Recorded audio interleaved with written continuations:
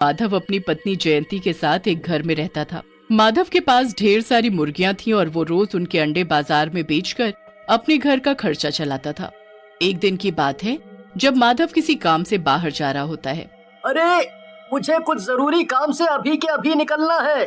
मेरे पास इतना वक्त नहीं है कि मैं जाकर मुर्गियों के अंडे इकट्ठे कर सकूं। तो एक काम करना, अभी काम खत्म करके सबसे पहले टोकरी में मुर्गियों के अंडे इकट्ठे करके रख देना। सुबह उनको बाजार में बेच आऊंगा।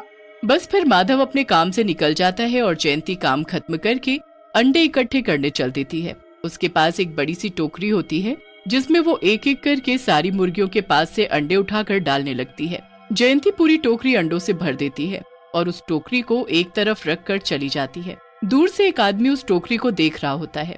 अरे वाह, इतने सारे अंडे! ये तो मेरा बढ़िया काम हो गया।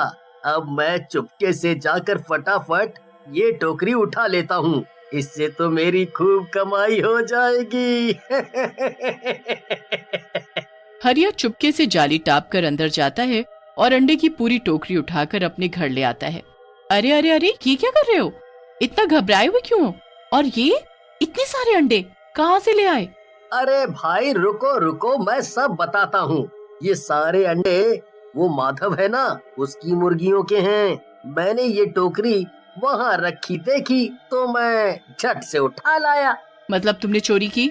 चुप रहो तुम, समझी? पता है ना घर के क्या हालात हैं। मैंने कुछ सोचा है, अगर मैं ये अंडे लेकर बाजार में बेचने गया तो सबको शक होगा कि मैं इतने अंडे कहाँ से लाया, खास कर उस माधव को। इसलिए मैंने सोचा है मैं अंडे पराठे की रेडी लगाऊंगा। इन अंडों का पराठा बनाकर बेचूंगा और किसी को कुछ शक भी नहीं होगा। कच्चा अंडा 5 रुपए में बिकता है, पर अगर इसी कच्चे अंडे का मैं पराठा बनाकर बेचूंगा तो वो 15 रुपए में बिकेगा। अरे वाह, ये तो बड़ा सही रहेगा। मुफ्त के अंडे और फिर उससे इतनी कमाई, मजा आ जाएगा। हम तो बड़ी जल्दी अमीर हो जाएंगे। और क्या, बस अब हमको कल अंडे पराठे की रेडी लगानी है। बस फिर हरिया सारा इंतजाम करके अंडे पराठे की रेडी लगाता है। आओ आओ, जल्दी आओ, स्वादिष्ट अंडा पराठा खाओ। एक बार खाओगे तो बार बार खाओगे और रोज रोज आओगे। अरे भैया, ये रेडी तुमने आज ही लगाई है क्या? हाँ भैया, आज ही लगाई है। आओ आप भी खाओ, एक बार खा कर देखो। ठीक है भैया, जरा बना दो फिर एक अंडा पराठा। हरिया के पास एक एक करके काफी ग्राहक आने लगते हैं और उस दिन हरिया की अच्छी खासी कमाई हो जाती है। पर दूसरी तरफ माधव और जयंती अपने अंडे का टोकरा ढूंढने में लगे होते हैं। एक काम बोला था तुम्हें और वो भी तुमने ठीक से नहीं किया। अरे, मैंने एक एक अंडा टोकरे में रख दिया था, पर जाने कहाँ चला गया। यही इसी जगह मैंने अंडे का टोकरा रखा था, मैं सच बोल रही हूँ। माधव और जयंती घर जाकर सो जाते हैं और हरिया पूरे दिन की कमाई लेकर वापस लौट रहा होता है। काफी रात हो चुकी होती है और हरिया के पास काफी पैसे भी होते हैं, इसलिए वो दूसरे रास्ते से आने लगता है। पर उसे इस बात का बिल्कुल अंदाजा नहीं होता कि उसी रास्ते पर लूटपाट होती है। वो जैसे ही उस रास्ते पर थोड़ा आगे बढ़ता है कि तभी अंधेरे में 2 आदमी चाकू लेकर उसके आगे आ खड़े होते हैं। चुपचाप अपना मुंह बंद कर, वरना ये चाकू तेरे पेट में डाल दूंगा। हाँ, जल्दी से सारा माल निकाल। मेरे पास तो कुछ भी नहीं है। ओए सुन, हमारे सामने ज्यादा चालू बनने की जरूरत नहीं है, समझा? जान प्यारी है तो पैसे निकाल अभी के अभी। मैं सच बोल रहा हूँ, मुझे जाने दो। ये ऐसे नहीं मानेगा, इसे पकड़ तो जरा। हरिया एकदम डर जाता है और चिल्लाने लगता है। दोनों चोर हरिया को पकड़ने लगते हैं और उसके पैसे छीनने लगते हैं। हरिया भी अपनी पूरी जान लगा देता है, पर पैसों की पोटली नहीं देता। हाथापाई में चाकू हरिया के पेट में घुस जाता है और हरिया के पेट से खून बहने लगता है। ये देख दोनों चोर वहाँ से तुरंत भाग लेते हैं। हरिया वहीं तड़प तड़प कर मर जाता है और मरने के बाद वो एक भूत बन जाता है। अरे, ये क्या कर दिया? मुझे मार डाला, मैं तो भूत बन गया हूँ। अब मेरी बीवी का क्या होगा? भूत अपने घर जाता है तो उसकी बीवी उसे देख जोर जोर से चिल्लाने लगती है। मेरा पति कोई भूत नहीं है, जाओ यहाँ से, मुझे छोड़ दो, जाओ यहाँ से। अरे मंजू, मैं सच बोल रहा हूँ, मैं ही तेरा पति हूँ। देख देख मेरे हाथ पर ये निशान देख। अरे मैं कब से बोल रहा हूँ कि मैं ही हरिया हूँ। आज जब मैं सारे अंडे पराठे बेचकर घर आ रहा था तो 2 चोरों ने मुझे पकड़ लिया और हाथापाई में उनके हाथ में लगा चाकू मेरे पेट में घुस गया। मैं तो वहीं मर गया और भूत बन गया। हे भगवान, मेरे पति मर गए, मैं विधवा हो गई।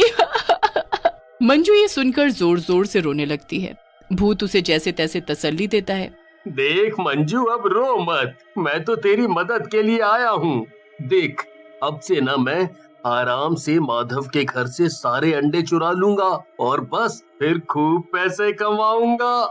मंजू एक बहुत ही लालची औरत होती है और उसे ये सुनकर लालच आ जाता है। वो रोना धोना बंद करके अपने पति की बात मान लेती है। अब भूत चुपके से माधव के घर जाता है। वहाँ माधव और उसकी पत्नी जयंती आराम से सो रहे होते हैं। भूत चुपके से उसकी मुर्गियों के पास जाता है और एक एक करके सारे अंडे टोकरे में भर कर ले आता है। अगले दिन भूत अपने पुराने रूप में आकर अपने अंडे पराठे की रेडी लगा लेता है। किसी भी ग्राहक को पता नहीं चलता कि वो हरिया है या उसका भूत। दूसरी तरफ माधव फिर से अंडे गायब होने की वजह से परेशान होता है। आज फिर अंडे की टोकरी गायब है। आखिर ये हमारे साथ क्या हो रहा है?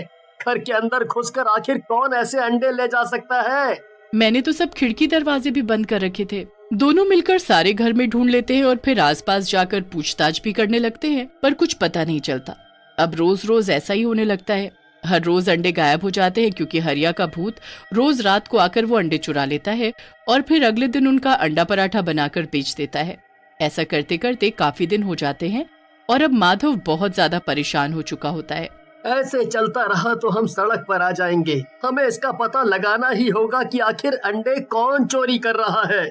मेरे पास एक आइडिया है, क्यों ना हम सारे अंडों पर कोई निशानी बना दे, फिर कल तुम बाजार जाकर देखना कि कौन हमारे अंडे बेच रहा है। बस फिर उस दिन वो सारे अंडों पर एक कांटे का निशान बनाकर टोकरी में रख देते हैं। अब रात होती है और हरिया का भूत वहाँ आकर अंडे चुरा लेता है। सुबह जब माधव को अंडे फिर से गायब मिलते हैं तो वो फटाफट बाजार के लिए निकल पड़ता है और वहाँ एक एक करके सभी अंडे बेचने वाली दुकानों पर चेक करता है, पर उसे निशान बनाए हुए अंडे कहीं नहीं मिलते। मैं तो बहुत थक गया। यहाँ तो पूरे बाजार में कहीं भी किसी के पास वो अंडे नहीं हैं। अब तो मुझे भूख भी लगने लगी है। माधव थक हार कर एक पेड़ के नीचे बैठ जाता है। फिर सामने उसकी नजर हरिया के अंडे पराठे की रेडी पर जाती है। माधव हरिया की रेडी पर जाता है और उससे सवाल करने लगता है। अरे हरिया, तूने ये काम कब से शुरू किया? अरे अभी कुछ दिन हुए। अच्छा, जरा मेरे लिए भी एक अंडा पराठा बना दो। हाँ बिल्कुल, अभी बनाता हूँ। हरिया एक अंडा निकालता है और उसे तोड़ने ही लगता है कि माधव उसके हाथ से वो अंडा ले लेता है। वो उसे घुमाकर देखता है तो उस पर वही निशान होता है जो उसने सारे अंडों पर बनाए थे। माधव फिर बाकी अंडों को भी देखता है और सभी पर निशान बने होते हैं। माधव चुपचाप घर वापस आ जाता है और जयंती को सारी बात बताता है। हे भगवान, ये हरिया ऐसे कैसे कर सकता है हमारे साथ? अब रात को माधव सारे अंडों पर वही निशान लगाकर एक टोकरे में रख देता है और हरिया के आने का इंतजार करता है। हरिया तो नहीं, पर एक भूत को अंडे की टोकरी ले जाते देख वो हैरान रह जाता है। माधव अगले दिन फिर से हरिया की रेडी पर जाता है और इस बार भी उसके पास ही वही निशान लगे अंडे होते हैं। माधव अब अगली रात को हरिया के घर के बाहर चुपके से जाकर खड़ा हो जाता है। थोड़ी देर बाद वहाँ भूत अंडे की टोकरी लेकर आता है और घर के अंदर चला जाता है। माधव खिड़की से देखता है कि वो मंजू को अंडे की टोकरी दे रहा है और दोनों मजे से बात कर रहे हैं। इतने में भूत हरिया के भेस में बदल जाता है और अब माधव को सब कुछ समझ आ जाता है कि वो भूत हरिया का ही है। वो फटाफट घर जाकर जयंती को सारी बात बताता है। अब दोनों उस भूत से पीछा छुड़वाने के लिए एक बाबा के पास जाते हैं और उनको सारी कहानी बताते हैं। आज रात एक काम करना, ये अंडा बाकी अंडों के साथ मिला देना, बस फिर उस भूत का अंत होने से कोई नहीं रोक सकता। माधव बिल्कुल ऐसा ही करता है और उस अंडे को बाकी अंडों के साथ टोकरी में छुपा देता है। अब रात को भूत अंडे लेकर चला जाता है और अगले दिन अंडा पराठे की रेडी लगा लेता है। थोड़ी देर बाद वो उसी अंडे को फोड़कर तवे पर जैसे ही डालता है, उसमें से आग की ऐसी लपकें उठती हैं